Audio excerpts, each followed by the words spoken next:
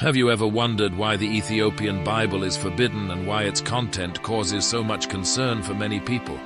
Considered one of the oldest and most profound texts of Christianity, the Ethiopian Bible holds surprises and differences from the Bible we know today. So what makes this book a forbidden secret? Let's uncover the stories buried for thousands of years, pages revealing a truth that could change our view of Christian history. You will discover why the Ethiopian Bible brings an indescribable mystery and remains a controversial topic to this day. Don't forget to watch the entire video to uncover this secret. While most Christians are familiar with the Standard Bible or the King James Bible, containing 66 books, 39 in the Old Testament and 27 in the New Testament, the Ethiopian Orthodox Bible is a completely different story. This book contains up to 88 volumes, including 22 additional books that are not commentaries or footnotes. These are sacred texts, ancient prophecies, visions of the universe, and stories of a forgotten world. Pages once revered, but later erased from mainstream Christianity. These books were once essential in the early Jewish and Christian traditions, serving as a precious resource for many communities for centuries. However, when church councils, especially the Council of Nicaea in 325, began shaping Orthodox beliefs, these texts were deemed too mysterious, too controversial, and too deeply rooted in Jewish tradition to be retained. Ethiopia has a deep connection with the Bible, a connection that might surprise many. Long before European colonization and when Christianity was still confined to the Roman Empire, ancient Ethiopia had already nurtured a spiritual tradition closely tied to the biblical texts. Christianity took root here in the 4th century AD when the Kingdom of Aksum officially embraced the faith as the state religion. This made Ethiopia one of the earliest countries in the world to adopt Christianity, centuries before many Western nations. Since then, the Bible was transcribed in the Ge'ez language, an ancient Ethiopian script, becoming the foundation for the spiritual and cultural life here. This history not only reflects the deep devotion of Ethiopians, but also solidifies the unique position of the Ethiopian Orthodox Bible within global Christian tradition. The connection between Ethiopia and biblical history seems to go far beyond what we might imagine, rooted deeply in ancient mystical traditions. According to Ethiopian legend, this special connection originated with the famous visit of the Queen of Sheba to Jerusalem in the 10th century BC to meet King Solomon. This story is briefly mentioned in the Western Bible, but in Ethiopian tradition it is expanded and enriched. The Ethiopian Bible even reveals that the Queen of Sheba and King Solomon had a son together, Menelik II, who would become the first emperor of Ethiopia. However, the intrigue doesn't stop there. Menelik, according to tradition, brought the Ark of the Covenant, the sacred symbol containing the 10 Commandments, from Jerusalem to Ethiopia. For Ethiopians, this is not merely a past event but a sacred mission. They believe that God chose Ethiopia as the guardian of the Ark of the Covenant, establishing an eternal connection between Ethiopia's spiritual mission and the sacred history of Israel. With a profound connection to biblical law, Ethiopia has become a unique spiritual fortress, not only as an early adopter of Christianity, but also steadfast in preserving the ancient texts that other Christian traditions gradually abandoned. Outside of Western influence, Ethiopia has fully preserved the sacred books in its Orthodox Bible, texts that have continued to play an essential role in Ethiopia's religious life for centuries, despite being excluded from the Western Bible. But this raises the question, why were these books abandoned from the Standard Bible? The reason is far from simple. Some texts were forbidden for containing mystical and deeply contemplative ideas. For instance, the Book of Enoch and the Book of Jubilees unveil profound esoteric themes, exploring the structure of the universe, the hierarchy of angels, and complex relationships between celestial beings and humanity. For example, the Book of Enoch tells of the Watchers, a group of fallen angels who left their heavenly positions to descend to earth, interfering in human life and spreading corruption through their descendants, the Nephilim. These angels not only rebelled against God but also shared forbidden knowledge with humanity, such as the secrets of warfare, magic, and astrology, all seen as violations of God's divine order. This knowledge led society into chaos and moral decay, while the Nephilim, descendants of angels and humans, spread violence and corruption across the earth. Their evil was so great that God decided to send a flood to purify the world, but first, he dispatched the archangels Michael, Gabriel, Raphael, and Uriel to punish them. Their mission was to imprison the rebellious watchers in the abyss, where they remain confined until the final day of judgment. The existence of the watchers and their offspring is a symbol of downfall and corruption, a warning of the dire consequences when sacred knowledge is abused. Their story is not merely a myth, but a dark legacy that continues to haunt humanity about the nature of evil and rebellion against God's will. Would you like us to make an in-depth video on the Book of Enoch and the rebellion of the angels? If so, let us know in the comments below. In another part of Enoch, known as the Book of Parables, we encounter visions of the end times, where Enoch prophesies the appearance of a figure called the Son of Man. This figure is depicted as a divine judge, who will carry out the final judgment for both humans and angels. What's particularly intriguing is how this Son of Man resembles the image of Jesus in the New Testament, where he is also called by the same title. Enoch's vision reveals a final judgment, where the wicked, including fallen angels, are cast into a fiery abyss, while the righteous are granted eternal life. This part of the Book of Enoch paints a vivid picture of the cosmic battle between good and evil, where angels, demons, and humans all stand before God's throne to face judgment.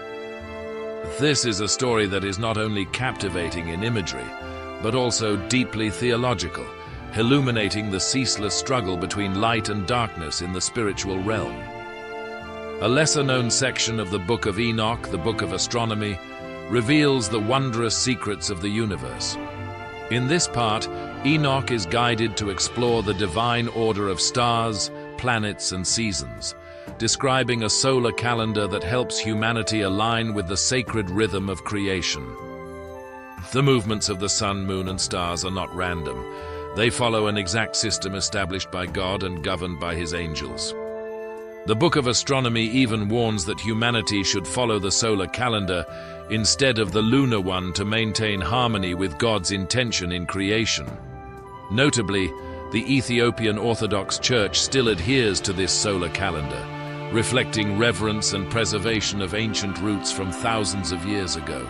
Next, let's explore the Book of Jubilees, which is not just an ordinary historical text, but a profound retelling of biblical events, from creation to the giving of the law on Mount Sinai. However, what is unique here is the spiritual timeline established by God and the eternal significance of the laws. The core of Jubilees is the concept of time governed by an angelic calendar. On Mount Sinai, God revealed to Moses that the true measure of time was not based on the lunar calendar, but on the solar cycle, a year of 364 days, divided into Jubilees spanning 49 years. According to Jubilees, following this calendar is essential to maintain the divine order God created. Why is this important? Jubilees asserts that using the lunar calendar instead of the solar one causes humanity to lose harmony with God's divine plan. The Ethiopian calendar, still in use today by the Ethiopian Orthodox Church, reflects the belief that accurate timekeeping is essential to maintain alignment with God's will. Could we have been wrong in our reckoning of time over centuries? Could the world be out of sync with God's original plan? Not only is it about the cosmic timeline, but Jubilees also reveals that angels played a profound role in guiding the patriarchs, even before Moses. Angels taught Adam, Noah, and Abraham how to observe the Sabbath, make offerings, and follow laws of purity, laws that were not exclusive to Israel but part of God's eternal law. The involvement of angels in conveying this law emphasizes that God's laws are timeless. They existed before Moses' covenant and were followed by the righteous under the guidance of angels. This is a vivid testimony to the eternal and unchanging nature of God's laws from the earliest days of creation. The Books of Maccabees are powerful stories of heroic resistance and divine protection during times of persecution. In the Ethiopian Orthodox Bible, there are not just 2 but 3 books of Maccabees, each offering unique perspectives on steadfast faith. The first book of Maccabees recounts the Jewish uprising against the assimilation pressures from King Seleucid Antiochus IV Epiphanes in 167 BC. When the king attempted to impose Greek customs and erase Jewish religion, Judah Maccabee led a guerrilla war to reclaim the temple in Jerusalem, restoring religious rights and preserving the faith of the people. This miraculous victory is commemorated in the festival of Hanukkah, celebrating the sacred oil burning for 8 days when the temple was rededicated. The second book of Maccabees focuses on martyrs who were willing to sacrifice their lives for their faith. Most notably, it tells of 7 brothers and their mother who preferred to endure torture and death rather than violate Jewish law. Each one declared faith in the resurrection, ready to face death with absolute confidence in the reward of the afterlife. The book also describes angelic visions and God's intervention in the battles of the Maccabees, affirming that their victories were due to divine blessing. The third book of Maccabees opens in Egypt, where Jews endured persecution under the reign of King Ptolemy IV. The climax of the story is when the king ordered the Jews to be trampled underfoot by drunken elephants. But a miracle occurred. The elephants turned and attacked the Egyptians, sparing the Jews from a terrible fate. This is a remarkable testament to God's protection of his people during their most severe trials.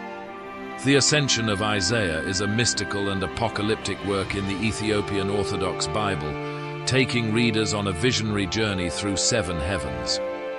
Guided by angels, the prophet Isaiah witnesses a cosmic battle between good and evil, a deeply meaningful spiritual struggle. From the first heaven, he encounters various ranks of angels and fallen angels, finally reaching the 7th heaven, where the throne of God resides.